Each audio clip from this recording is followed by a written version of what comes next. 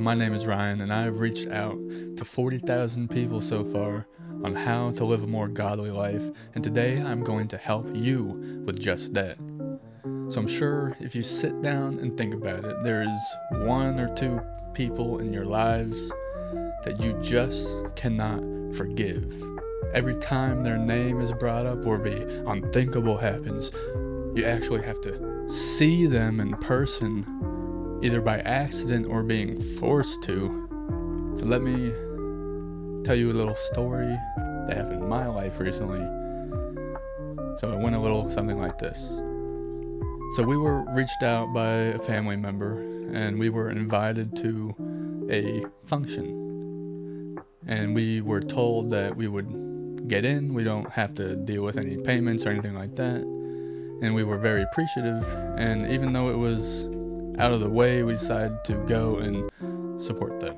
Then a few weeks go by, and a few days before the concert, we didn't get a message, but our other family member got a message saying that we were no longer getting in for free, that we had to pay now if we wanted to go and support him because he gave the only tickets away to other people even though they were promised to us. So it's not the fact that we had to pay that was the issue. It was the fact that we were promised one thing and then it was just taken right out from under us and given away to someone else without us even knowing. They didn't call or text us, they texted someone else. So then you combine that with past mistakes and the list just keeps piling up. So it's easy for someone to say, I'm done. I don't want to deal with this anymore, and I'm going to kick them out of my life forever. So I know what the human flesh would want us to do, just to throw them out, no matter who it was, and that's it. But then I know what God would want us to do. So before anything else, you can click the top link in the description and join my coffee page to get access to donations, to support my work, or access to exclusive content where I help you on how to live a more godly life. So now, getting back to where we were, we are now going to speak about the parable of the unmerciful servant.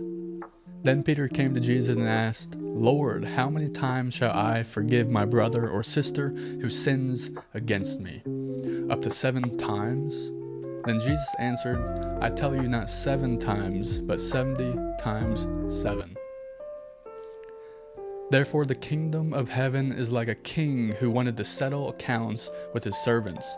As he began the settlement, a man who owed him 10,000 bags of gold was brought to him. Since he was not able to pay, the master ordered that he and his wife and his children and all that he had be sold to repay the debt. At this the servant fell on his knees before him.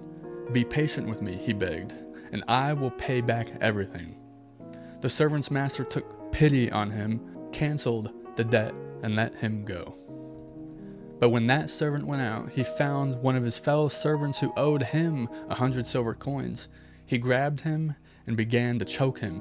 Pay back what you owe me, he demanded. His fellow servant fell to his knees and begged him, be patient with me, and I will pay it back. But he refused. Instead, he went off and had the man thrown into prison until he could pay the debt. When the other servants saw what had happened, they were outraged and went and told their master everything that had happened. Then the master called the servant in. You wicked servant, he said. I canceled all that debt of yours because you begged me to. Shouldn't you have had mercy on your fellow servant just as I had on you?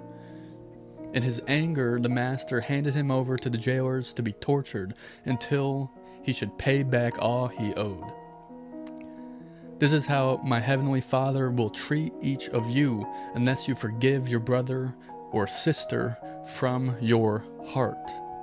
So the basic synopsis of this is, how can we expect our heavenly Father to forgive us if we cannot forgive our brothers and sisters? We are all sinners.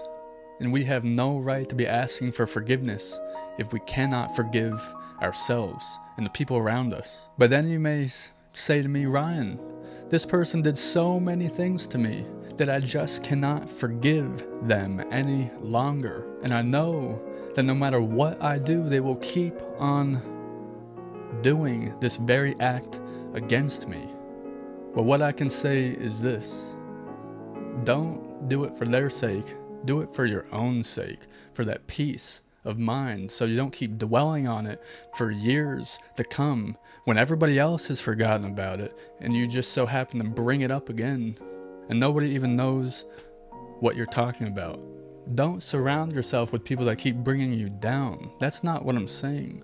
But what I am saying is that we need to understand them and forgive them, for they do not know what they do. So we look at Luke 23:34. Jesus said, Father, forgive them, for they do not know what they are doing. And they divided up his clothes by casting lots. Satan is the ruler of this world, and he has his claws in everything.